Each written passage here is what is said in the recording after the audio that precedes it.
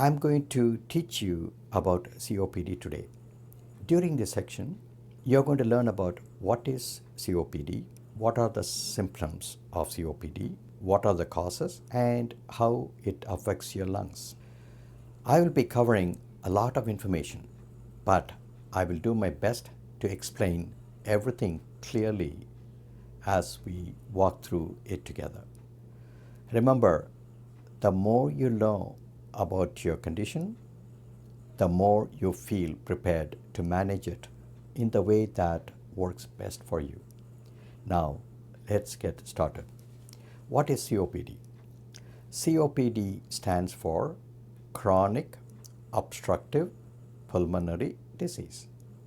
Let's take it down what each of these words mean. Chronic refers to a condition that either lasts for a long period of time or that never goes away. In COPD, it means that the changes in your lungs will always remain the same, even if you feel better on some days. Obstructive means blocking or preventing. For people with COPD, this describes the feeling that less air is able to flow in and out of the lungs. Pulmonary disease refers to a condition that affects your lungs.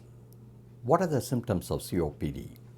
By now, you probably already have some idea of what it feels to live with COPD. People with COPD describe the feeling of shortness of breath. You may have noticed this when you do activities such as walking up the stairs. Shortness of breath can get worse during the respiratory tract infections such as chest cold or pneumonia.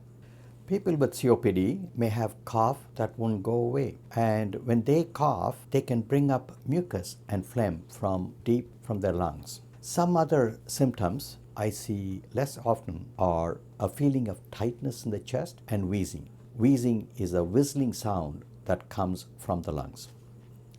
COPD is a progressive disease. It means that it'll keep getting worse at a faster rate over time if left untreated. This is especially true in a person with COPD continues to smoke or if the COPD repeatedly flares up. We will talk about the flare-up in a few moments. Unfortunately, there are no cures for COPD. Once you get it, you will always have it. But the good news is that you can have it controlled over how COPD makes you feel. With the right changes in your lifestyle and the right medication, you'll be able to breathe better. What causes COPD? COPD is a fairly common condition in the United States. It affects about 1 out of every 10 adults, about 15 million people. There are a few different ways someone can get COPD, but most commonly it is due to smoking. Over 80% of the people who have COPD smoked tobacco, usually cigarettes. Smokers who are older or who have bronchial asthma more likely to also develop COPD. About 15% of the patients with COPD get it by regularly breathing in chemicals, fumes, and other particles. Often this happens in the settings of workshops and factories. Other times, the people in this group get COPD by breathing secondhand smoking. Finally, a very small number of COPD patients, about 1% of them, are caused by a problem in the lungs linked to the genes passed down from a parent to a child. What does COPD look like in the lungs? To understand the problems that COPD is causing in the lungs, let's first look at how healthy lungs are supposed to work.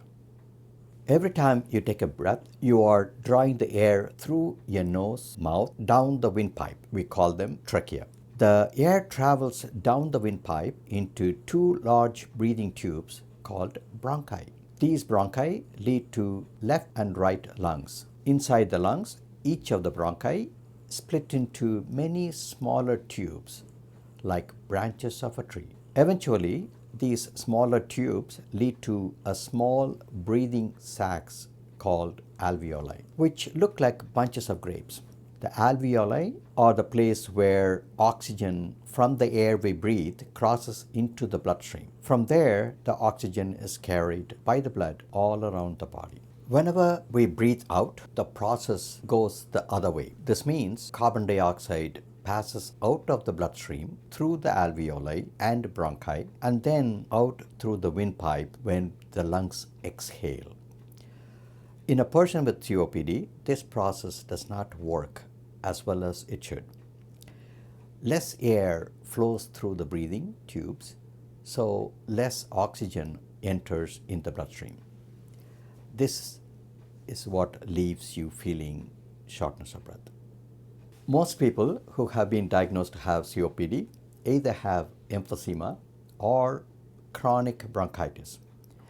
Emphysema happens when the small grape-like breathing sacs become damaged and swollen. The walls between them break down like lots of small bubbles joining together to become a large bubble. This means less oxygen gets into the bloodstream, causing shortness of breath and other symptoms. Chronic bronchitis happens when irritation of breathing tubes make them swollen and narrow. This leads to too much mucus are being made, which can make it harder for the air to travel into the lungs. A clear sign of this condition is cough that brings up thick mucus on most of the days, at least 2 years. These aren't the only thing that makes it harder to breathe. Many people with COPD have trouble getting air out of their lungs. This is because COPD can cause tightness in the muscles around the chest, which makes the breathing tubes shrink. Air moves out of the lungs so slowly that it becomes trapped. The patient who cannot finish one breath before they have to breathe it again. This is called air trapping. Air trapping can be very uncomfortable, leaving the person with COPD feeling shortness of breath all the time. Unfortunately, air trapping can get worse during exercise, which is an issue for many patients with COPD because exercise can be very important part of the living well. While most cases of COPD have at least some of these symptoms in common, it is important to remember that no two cases are truly alike. COPD gets worse at different speeds in different people. Some people have certain symptoms while others may not. How is COPD diagnosed? If you recently have been told that you have COPD, you might recognize some of the tests that were used to diagnose you. The most important test we use to help the diagnosis is the breathing test called spirometry. During spirometry, you are asked to take a deep breath and then force the air out of your lungs as fast as you can. This test is repeated several times. This tells us how well air flows in your lung upon exhaling. We also conduct breathing tests to see if the person's airway are blocked. We can also test to see whether the air is getting trapped into the lungs and also to see whether sufficient level of oxygen is crossing into the bloodstream.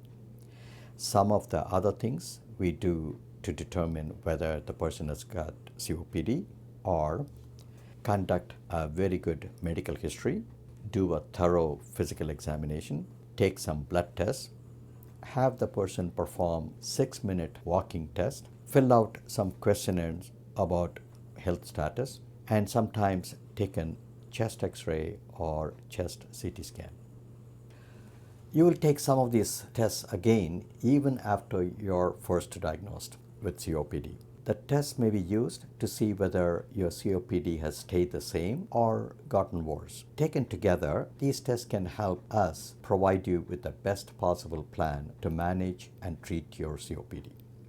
If you have been told that you have COPD, you should know that you have options. While there are no cure, there are steps you can take to improve the way you live your life with COPD.